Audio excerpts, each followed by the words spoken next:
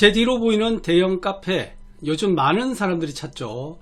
최근 대형 베이커리 카페가 많이 생기고 있는데 여러분들은 그 이유를 아시나요? 우후죽순으로 생기는데 과연 장사가 잘 될까? 라는 생각을 할 수 있는데 그 창업 배경을 살펴보면 왜 생기는지 이해할 수 있습니다. 겉으로 보기에는 평범한 카페지만 실상은 부모에게 증여받은 자금으로 창업해서 절세하기 위한 창업자금 증여세 과세 특례일 수도 있습니다. 누구나 자녀에게 세금 없이 재산을 물려주고 싶겠죠. 그런데 우리나라는 성년은 5천만원, 미성년은 2천만원까지 비과세입니다. 그것도 10년간 줄 수 있는 한도가 그렇고요. 그 외의 금액은 증여세금이 발생합니다. 그래서 자녀의 창업을 지원하면서 합법적으로 세금을 한 푼도 내지 않고 최대 수십억 원의 자금을 이전할 수 있는 이 제도가 최근 조용히 확산하고 있습니다. 잘 활용하면 엄청난 절세 플랜이 될 수 있으니까요. 여러분들도 오늘 영상에서 그 노하우 배워 가시기 바랍니다.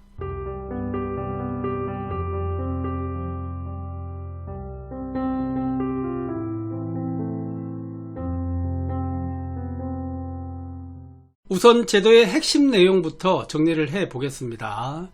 받는 사람의 조건이 별도로 존재합니다. 만 18세 이상의 대한민국에 거주하는 사람만 받을 수 있는 조건이 되고요. 그리고 주는 사람 조건은 만 60세 이상의 부모 또는 조부모가 줄 수 있습니다. 이 나이를 여러분들 꼭 기억을 하셨다가 이 나이가 되지 않으면 조건에 해당하지 않는다는 거 알고 계시면 좋을 것 같습니다. 그리고 중소기업 창업 목적으로 토지, 건물 등 제외한 재산을 증여받을 경우에 해당이 되는데요. 쉽게 얘기하면 현금으로 주는 것은 가능하지만 부동산으로 주는 것은 안 된다라고 생각을 하시면 될 것 같습니다. 그래서 이 필수 조건 세 가지가 있는데요. 이 증여받은 돈입니다. 이 돈은 창업의 목적으로만 사용을 하셔야만 이 제도에 해당이 되고요. 돈을 받고 난 이후에 2년 이내에 사업자 등록을 해야 합니다. 즉 창업을 해야 된다는 의미겠죠. 그리고 이 창업 후에는 4년 이내 이 자금 사용을 완료를 하셔야 됩니다. 만약 이 중 하나라도 틀리면 이 특례가 취소되는데요. 취소가 되면은 안 냈던 세금이 추징이 되고요. 거기다가 이자까지 붙은 가산세까지 내셔야 된다는 거. 그래서 꼭 이 부분 명심을 하시고 조건을 알고 계시면서 증여를 해 주셔야만 이런 세금 추징이나 가산세를 내지 않는다는 거 아셔야 될 것 같습니다. 증여 대상 금액 상한은 일반적으로 50억 원, 만약 10명 이상 신규 고용 요건을 충족하면 최대 100억 원까지 적용이 됩니다. 그래서 아주 금액이 커지죠. 한마디로 요약하면 창업 목적으로 부모가 돈을 주면 일반 증여세율보다는 훨씬 유리하다는 그런 제도가 되겠습니다. 그리고 중요한 업종 및 창업 요건이 있는데요. 창업 대상 기업이 조세특례제한법 제6조 3항 각 호에 따른 업종이어야 한다라는 조건이 있습니다. 그래서 그 업종에는 제조업, 건설업, 음식점업, 통신판매업, 전자금융업 등 일정 업종만 적용이 되는데요. 대표적인 업종이 베이커리 카페, 치킨집, 세차장, 미용실, 노인복지시설 등입니다. 자, 면적이 100평, 제곱미터로 표시하면 333제곱미터 이상 대형 베이커리 카페는 2019년에 45개에서 2023년 109개로 급증했다는 그런 뉴스가 있습니다. 결국은 창업 특례를 활용한 사례가 늘어난 결과로 볼 수가 있겠는데요. 자, 우리 여기서 조심하셔야 될 거는 베이커리 카페라는 업종은 베이커리를 꼭 같이 취급을 하셔야 된다는 겁니다. 우리가 일반 커피만 파는 카페, 커피숍은 제외가 된다는 거 꼭 여러분들 알고 계셔야 이런 소소한 거에서 실수를 하셔서 이런 특례 혜택을 못 보는 경우도 있습니다. 또한 PC방이나 노래방, 병원 등은 특례 대상에서 제외가 되니까요. 주의를 하셔야 됩니다. 그러면 어떤 절세 효과가 있고 활용을 할 수 있는지 알아보겠습니다. 실제로 얼마나 절세가 가능한지 확인을 해 보실 수가 있습니다. 자, 일반적으로 일반 증여세와 창업자금 과세 특례를 비교를 한번 해봤는데요. 5억 원을 증여했을 때 승연자는 10년간 5천만 원을 비과세로 줄 수 있습니다. 똑같이 지금 창업 특례 과세 5억 원을 줬다라고 가정을 해봤을 때 이 과세 표준 기간은 5억 원에서 5천만 원 비과세를 뺀 일반 증여는 4억 5천이 과세 표준이 됩니다. 그런데 창업자금 과세 특례는 이 과표 자체가 5억 원이 공제가 되기 때문에 0으로 잡히겠죠. 그래서 5억 이하까지는 세금이 없고요. 그 이상부터는 10% 단일 세율이 있습니다.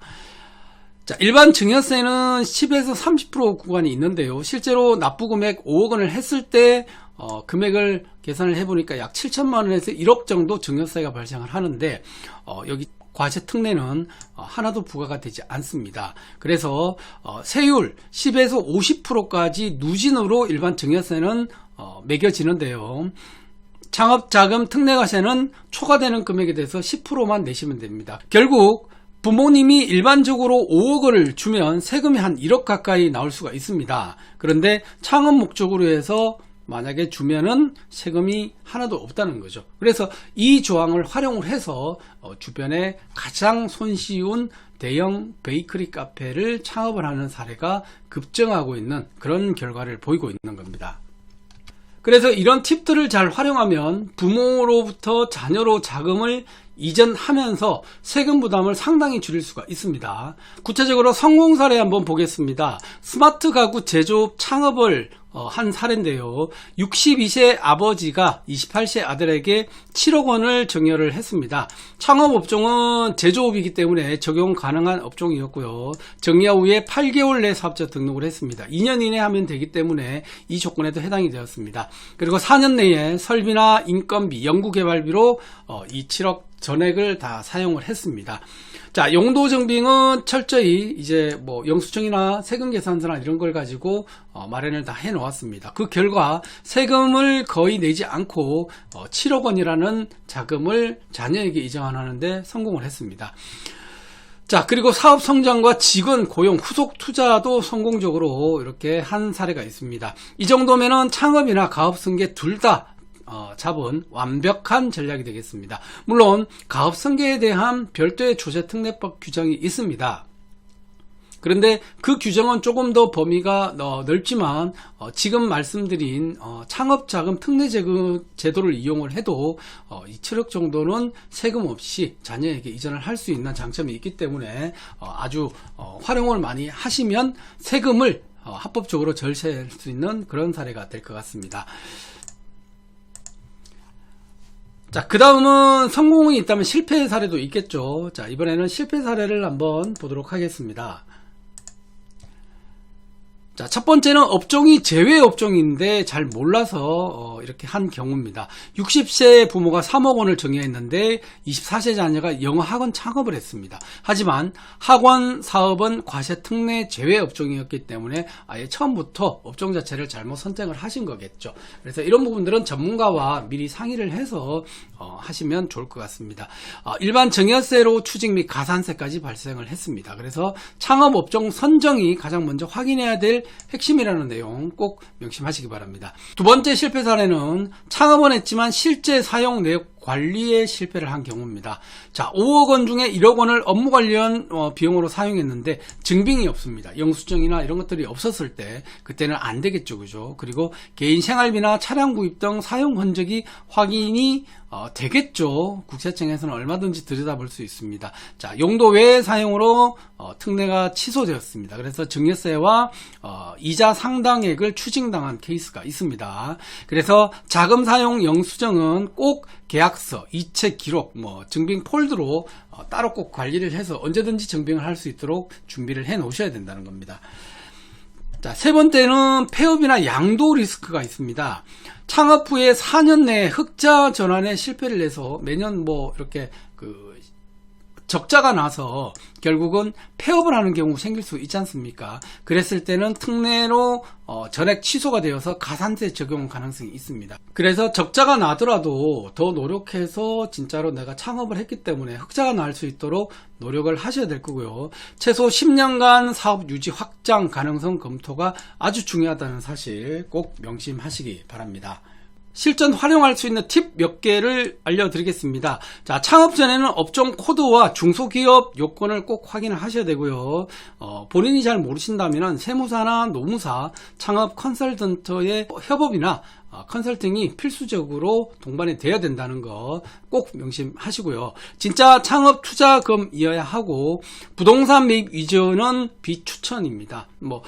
사업을 하기 위해서 또 구매를 하는 경우가 있는데 땅을 사거나 건물을 사거나 하는 경우가 있는데 자, 이런 쪽은 비추천하고요. 진짜로 내가 창업을 할 때 이 자금을 사용하시는 게 좋습니다. 그리고 직원 고용 가능성이 높을수록 세금 혜택이 높기 때문에 직원들을 고용을 해서 고용 창출 효과로 이 증여세 한도를 높여서 세금 혜택을 보신다면 더 큰 혜택을 볼 수 있습니다. 자, 그리고 가업 승계 전략, 부모님이 이미 하고 계시다 그러면은 또 이 가업 승계 조세특례법에서 혜택을 주는 제도가 있습니다. 그래서 이 제도도 함께 찾아보셔서 이 전략으로 가시는 것도 괜찮을 것 같습니다. 오늘은 창업자금에 대한 증여세 과세 특례 제도에 대해서 정리를 해보았습니다.